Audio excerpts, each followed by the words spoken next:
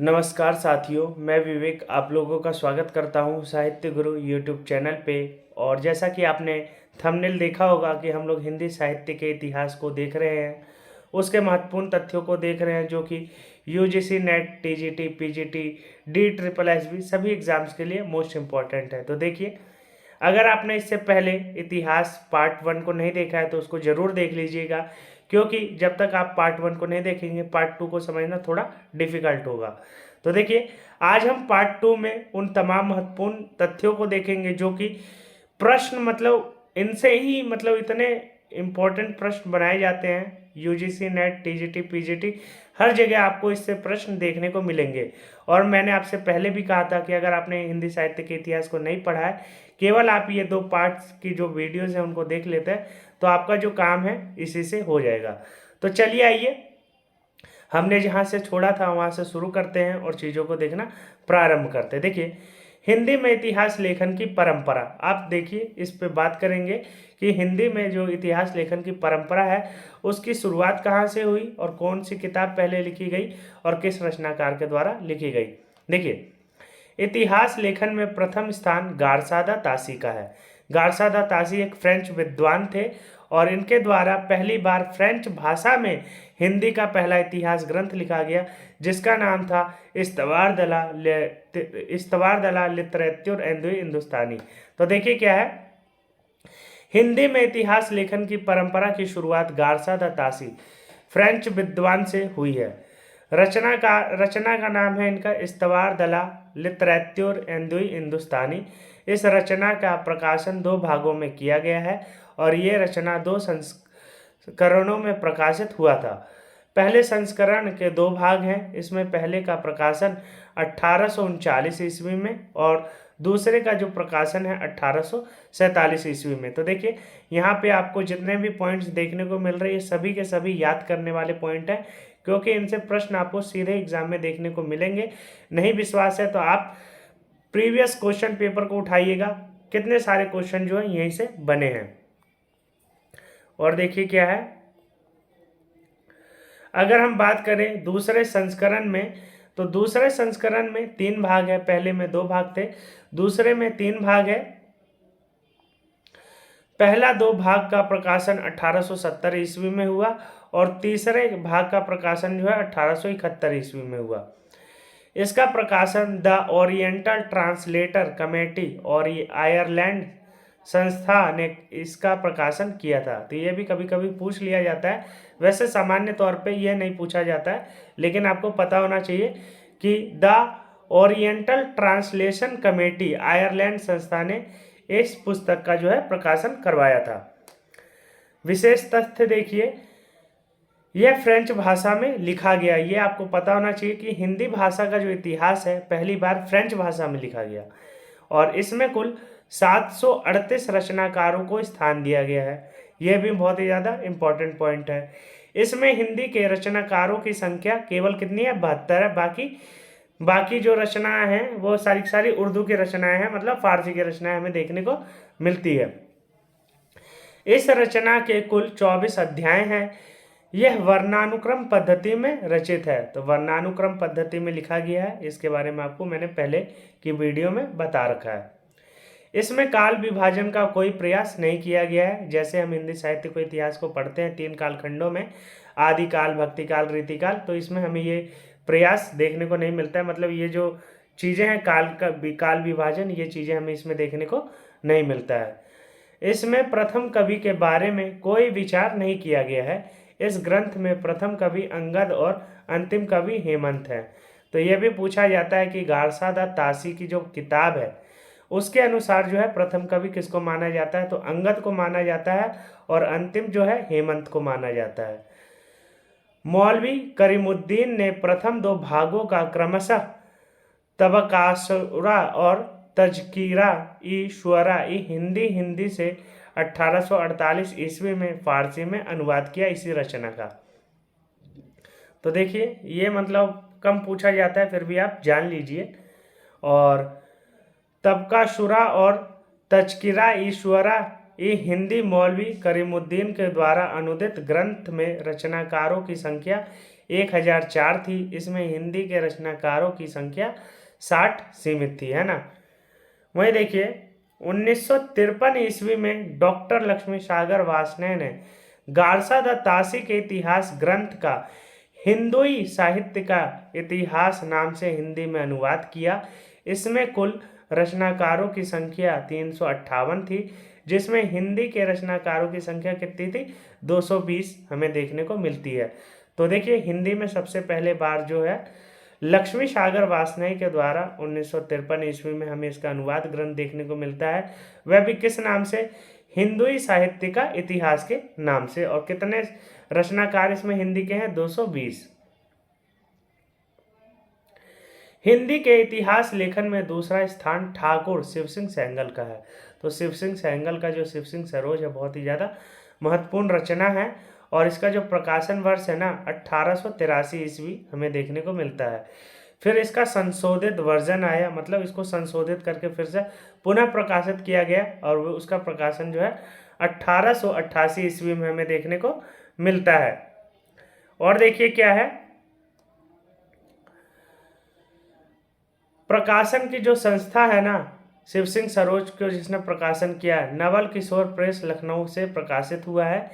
हिंदी में रचित हिंदी साहित्य का यह पहला इतिहास ग्रंथ हमें देखने को मिलता है, जो कि पहली बार हिंदी भाषा में ही लिखा गया, मतलब इसका कोई अनुवाद नहीं किया गया, ये हिंदी में ही लिखा गया। इसमें कुल रचनाकारों की संख्या 1003 है। हिंदी के कुल रचनाकार 769 हैं। काल विभाजन का कोई प्रयास इसमें नहीं दिखता है। इसमें पुष्प या पुंड को प्रथम कवि माना गया है। यह ग्रंथ वर्णानुक्रम पद्धति में रचित है। तो इसके बारे में आप पढ़ लेना और डिटेल से, क्योंकि ये चीज़ें पूछी जाती हैं और ये बहुत ही ज़्यादा इम्पोर्टेंट पॉइंट मैं आपके साथ शेयर कर रहा हूँ। हिंदी के इतिहास लेखन में तीसरा स्थान जॉर्ज अब्राहम ग्रेयसन का आता है, और इनकी रचना का क्या नाम है? The modern vernacular literature of Hindustan. यह इतिहास ग्रंथ the Royal Asiatic Society of Bengal की पत्रिका के विशेषांक के रूप में 1888 ईस्वी में तथा एक पुस्तक के रूप में 1839 ईस्वी में प्रकाशित हुआ था। तो 1888 ईस्वी में एक विशेषांक के रूप में प्रकाशित हुआ, मतलब कि एक जो एडिटोरियल होता है उस रूप में, और 1849 में किताब के रूप में। और देखिए क्या है, इसकी पद्धति कालानुक्रम थी। कालानुक्रम पद्धति में रचित यह हिंदी साहित्य का प्रथम इतिहास था। यह अंग्रेजी भाषा में लिखी गई थी। इसमें कुल रचनाकार 952 थे। इसमें सभी रचनाकार हिंदी के ही थे, लेकिन इसके अंदर जो भी रचनाकार के बारे में लिखा गया वे सब हिंदी के थे, लेकिन ये जो किताब है इंग्लिश में लिखी गई थी। इन्होंने ही भक्तिकाल को हिंदी साहित्य का स्वर्ण युग कहा था। तो देखिए यह प्रश्न बहुत ही ज़्यादा इम्पोर्टेंट है, और आप लोग इसको याद कर लेना कि भक्ति काल को हिंदी साहित्य का स्वर्ण युग किसने कहा है? तो जॉर्ज ग्रेयसन के द्वारा यह कहा गया है। और भक्ति काल को हिंदी साहित्य का स्वर्ण युग कहना सबसे बड़ी इनकी क्या है? उपलब्धि भी मानी जाती है। और देखिए क्या है, यह पहला इतिहास ग्रंथ था जिसमें केवल हिंदी के रचनाकारों को स्थान दिया गया था। यह पहला इतिहास ग्रंथ था जिसमें काल विभाजन का प्रयास हमें देखने को मिलता है, मतलब पहली बार काल विभाजन का प्रयास जो है इसी रचना में हमें देखने को मिलती है। हिंदी के इतिहास लेखन में चौथा स्थान मिश्र बंधुओं का आता है। मिश्र बंधु ये 3 सगे भाई थे, साहित्यकार थे, और इनके नाम देख लेना क्योंकि इनके नाम जो है पूछे जाते हैं कि कौन कौन थे। तो देखिए 3 भाई थे, सहोदर भाई थे। पहले का नाम है गणेश बिहारी, श्याम बिहारी और सुखदेव बिहारी। ये तीनों जो भाई थे हिंदी साहित्य की जब भी रचना किया करते थे, मिलकर रचना किया करते थे, और इसका जो प्रकाशन है मिश्र बंधु विनोद के नाम से किया करते थे। ये तीनों मिश्र बंधुओं के नाम से रचना करते थे। इन तीनों भाइयों ने नागरी प्रचारणी सभा काशी के द्वारा हस्तलिखित ग्रंथों की खोज कर इकट्ठा किया। मिश्र बंधुओं ने मिश्र बंधु विनोद नाम से हिंदी साहित्य के एक बृहद इतिहास की रचना की। मिश्र बंधु विनोद के कितने भाग हैं? 4 भाग हैं। तो ये आपको पता होना चाहिए कि मिश्र बंधु विनोद जो है इसके 4 भाग हमें देखने को मिलते हैं। और देखिए प्रथम 3 भाग का प्रकाशन 1913 ईस्वी में हुआ था और चतुर्थ भाग का प्रकाशन जो है 1934 ईस्वी में हमें देखने को मिलता है। और प्रकाशन जो है नागरी प्रचारणी सभा के काशी के द्वारा करवाया गया। यह रचना कालानुक्रम पद्धति में रचित है। इसमें कुल रचनाकार 4591, वास्तविक संख्या अगर देखी जाए तो लगभग में 5000 है, और लेकिन वास्तविक रूप में 4591 हम देखते हैं। मिश्र बंधुओं ने हिंदी साहित्य के विकास क्रम को मुख्यतः 5 युगों में तथा उपविभाजित साहित्य 8 युगों में बांटा है। और देखिए क्या है,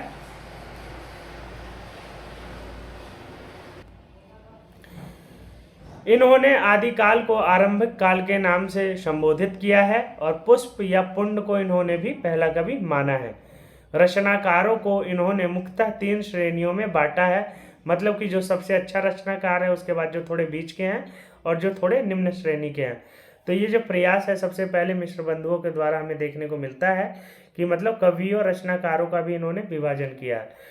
रचनाकारों को श्रेणीबद्ध करने का जो प्रथम मतलब प्रयास है इनके द्वारा ही हमें देखने को मिलता है। इन्होंने कवियों का तुलनात्मक पद्धति से वर्गीकरण किया है। यह इतिहास ग्रंथ नागरी प्रचारणी सभा काशी की हस्तलिखित ग्रंथ खोज रिपोर्ट समिति के आधार पर लिखा गया था। यह मिश्र बंधु विनोद इतिहास ग्रंथ आचार्य रामचंद्र शुक्ल के इतिहास ग्रंथ का उपजीव्य अर्थात आधार ग्रंथ माना जाता है। आचार्य रामचंद्र शुक्ल ने अपने इतिहास ग्रंथ के लिए सामग्री मिश्र बंधु विनोद से ग्रहण किया था। मतलब मिश्र बंधु विनोद जो रचना है ना, उसी से हिंदी साहित्य का इतिहास जो कि रामचंद्र शुक्ल के द्वारा लिखा गया है उसके लिए सामग्री उठाई गई है। और देखिए क्या है, हिंदी के इतिहास लेखन में 5वां स्थान आचार्य रामचंद्र शुक्ल का आता है। तो 5वें स्थान पे रामचंद्र शुक्ल का नाम आता है। और रामचंद्र शुक्ल का नाम जब भी हिंदी साहित्य में आए तो आप इनको प्रणाम करके इनकी सारी बातों को याद करने की कोशिश कीजिएगा, क्योंकि इनसे जब भी प्रश्न बनते हैं बहुत ही ज़्यादा महत्वपूर्ण होते हैं और इनसे प्रश्न बनने ही बनने हैं। तो देखिए क्या है, इनकी रचना का नाम है हिंदी साहित्य का इतिहास, 1929 ईस्वी में प्रकाशित हुआ है। और देखिए क्या है, प्रकाशन किनके द्वारा किया गया है, नागरी प्रचारणी सभा काशी के द्वारा किया गया है। और पद्धति जो इन्होंने अपनाई है रचना की, विधेयवादी पद्धति को इन्होंने अपनाया है। इसमें कुल रचनाकार जो है 997 है। और 1908 ईस्वी में सरयूकरण पारिक, देखिए 1908 ईस्वी में सरयूकरण पारिक, हरदेव बाहरी और आचार्य रामचंद्र शुक्ल, इन 3 को नागरी प्रचारणी सभा काशी ने आमंत्रित किया था हिंदी शब्दकोश लिखने के लिए, तथा शब्दकोश सागर 1928 ईस्वी में तैयार कर दिया गया। भूमिका लिखने का जो कार्य था आचार्य रामचंद्र शुक्ल को दे दिया। तो शुक्ल जी ने इसकी भूमिका हिंदी साहित्य का विकास नाम से लिखा। हिंदी साहित्य का विकास नाम से इन्होंने शब्द सागर की भूमिका लिखी थी, जो कि बहुत ही ज्यादा बड़ी हो गई थी। उसी भूमिका को उन्होंने बाद में हिंदी साहित्य के इतिहास नाम से क्या करवा दिया, प्रकाशित करवा दिया, छपवा दिया। तो इसका प्रकाशन फिर कब किया गया, 1929 में। और देखिए क्या है, संशोधित और परिवर्तित संस्करण 1940 ईस्वी में हिंदी साहित्य के विकास क्रम को 4 युगों में बांटा और हिंदी साहित्य का आरंभ सिद्ध साहित्य से माना है। तो रामचंद्र शुक्ल ने हिंदी साहित्य का जो आरंभ है सिद्ध साहित्य से माना है। और इसका जो फिर से अपडेटेड वर्जन आया हुआ 1940 में प्रकाशित करवाया गया। और हिंदी के इतिहास लेखन में 6ठा स्थान जो है रामकुमार वर्मा का आता है। तो देखिए 6ठा स्थान जो है रामकुमार वर्मा का आता है और इनकी रचना का नाम है हिंदी साहित्य का आलोचनात्मक इतिहास। रामकुमार वर्मा के द्वारा लिखी गई रचना है हिंदी साहित्य का आलोचनात्मक इतिहास। बहुत ही ज़्यादा बुद्धिजीवी व्यक्ति थे, ये आलोचना करने में बहुत ही ज़्यादा विश्वास रखते थे, इसीलिए इन्होंने जो इतिहास ग्रंथ भी लिखा उसका नाम रखा है हिंदी साहित्य का आलोचनात्मक इतिहास। 1938 में प्रकाशित हुआ और इसमें 693 ईस्वी से 1693 ईस्वी तक के समय काल को इसमें मतलब लिया गया है, आदि काल से लेकर भक्ति काल तक के समय को। इन्होंने अपने इतिहास में आदिकाल से लेकर भक्तिकाल तक का ही वर्णन किया है। यह इतिहास आलोचनात्मक पद्धति में लिखा गया था। यह इतिहास शोध प्रबंध के रूप में लिखा गया था। हिंदी के इतिहास लेखन में सातवां स्थान आचार्य हजारी प्रसाद द्विवेदी का आता है। तो देखिए बहुत ही ज्यादा महत्वपूर्ण रचनाकार हैं हजारी प्रसाद द्विवेदी। इन्होंने इन्होंने हजारी प्रसाद द्विवेदी ने हिंदी साहित्य की 3 पुस्तकें लिखी है। तो हजारी प्रसाद द्विवेदी ने 3 किताबें लिखी हैं। इन्होंने आधुनिक युग, इनको क्या है, आधुनिक युग का बाणभट्ट भी कहा जाता है। तो हजारी प्रसाद द्विवेदी को आधुनिक युग का बाणभट्ट के नाम से भी जाना जाता है। और हिंदी साहित्य की भूमिका इन्होंने जो पहली किताब है 1940 में लिखी थी, जिसका प्रकाशन 1940 में हुआ। और हिंदी साहित्य का उद्भव और विकास 1952 ईस्वी में हुआ। हिंदी साहित्य का आदिकाल 1952 या 53 इसी ईस्वी में हमें देखने को मिलता है। और हिंदी साहित्य में जो आदिकाल नाम दिया गया है, वह नाम जो है हजारी प्रसाद द्विवेदी के द्वारा ही दिया गया है, और ये सर्वमत मान भी लिया गया है। उसी नाम से हम हिंदी साहित्य के इतिहास को पढ़ते भी हैं। और देखिए क्या है, ये तीनों रचनाएं समाज शास्त्रीय पद्धति में लिखी गई है। तो इन पद्धतियों को हमने पहले भी पढ़ा है, एक बार फिर देख लेते हैं ताकि ये चीज़ें हमें रिवाइज हो जाए। इन तीनों रचनाओं में 1229 रचनाकारों का परिचय है। इसमें तुलनात्मक पद्धति अपनाई गई है। और हिंदी के इतिहास लेखन में 8वां स्थान डॉक्टर गणपति चंद्रगुप्त के द्वारा आता है। तो देखिए इन्होंने क्या लिखा है, हिंदी साहित्य का वैज्ञानिक इतिहास इन्होंने रचना लिखी है। और इस रचना के 2 भाग हैं। प्रथम भाग का प्रकाशन 1964 ईस्वी में हुआ। दूसरे भाग का जो प्रकाशन है 1965 ईस्वी में देखने को मिलता है। और गणपति चंद्रगुप्त बहुत ही ज़्यादा वैज्ञानिक, और मतलब इनकी जो रचनाएं हैं वैज्ञानिक पद्धति से लिखी गई है। और वैज्ञानिक पद्धति को इन्होंने हिंदी साहित्य के इतिहास को लिखने का आधार बनाया है। देखिए कंटेंट आपको जितना यहाँ पे देखने को मिल रहा है शायद ही दूसरी जगह पे इस प्रकार का देखने को मिलेगा, क्योंकि मैं उन चीज़ों को लेके आया हूँ जो कि एग्ज़ाम के दृष्टिकोण से महत्वपूर्ण है। वो फालतू की चीज़ें नहीं लेके आया है जो कि मतलब पढ़ाने में तो वीडियो बहुत लंबी हो जाएगी लेकिन काम की नहीं रहेगी। ये केवल काम की है। हिंदी साहित्य का इतिहास अगर आपको पढ़ना है एग्ज़ाम के दृष्टिकोण से, तो मैं कहता हूँ कि आप मेरी दोनों वीडियो को देख लीजिएगा, पार्ट 1 और पार्ट 2। इसी से आपका काम हो जाएगा और हिंदी साहित्य का इतिहास जो है पूरा कवर हो जाएगा। देखिए हिंदी के इतिहास लेखन में 9वां स्थान जो है डॉक्टर नगेंद्र का आता है। और ये बहुत ही ज़्यादा महत्वपूर्ण नाम आ जाता है नगेंद्र का अगर आ जाता है तो। और इनकी रचना का क्या नाम है, हिंदी साहित्य का बृहद इतिहास। देखिए मिलान में प्रश्न जो है आते हैं कि किसके द्वारा लिखा गया है हिंदी साहित्य का बृहद इतिहास, तो नगेंद्र के द्वारा लिखा गया है।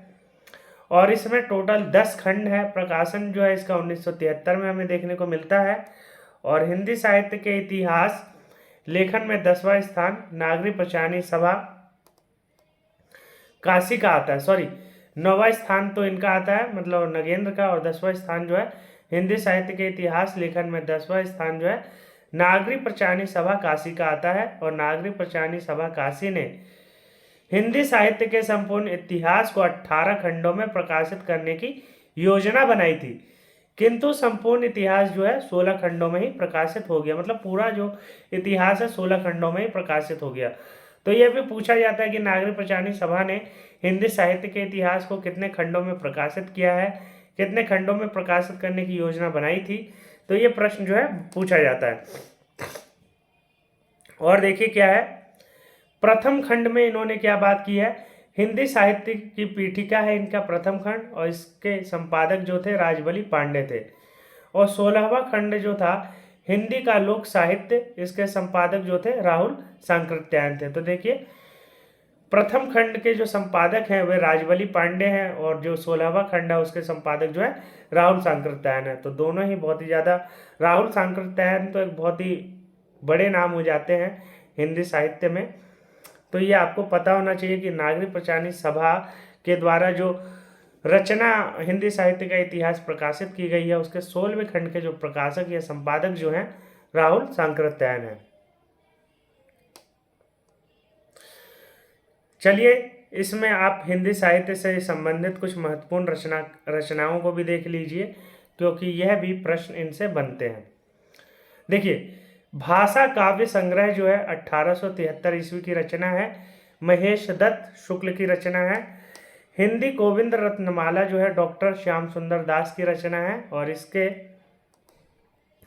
रचना के 2 भाग हैं। प्रथम भाग 1909 है और दूसरा भाग जो है 1914 में प्रकाशित हुआ था। कविता कौमुदी 1917 ईस्वी की रचना है, राम नरेश त्रिपाठी की रचना है। हिंदी के मुसलमान कवि 1926 ईस्वी की रचना है, गंगा प्रसाद अखोरी की रचना है। ब्रज माधुरी सार 1923 ईस्वी की रचना है, वियोगी हरि की रचना है। और मॉडर्न हिंदी लिटरेचर 1929 ईस्वी की रचना है, और डॉक्टर इंद्रनाथ मदान की रचना हमें देखने को मिलती है।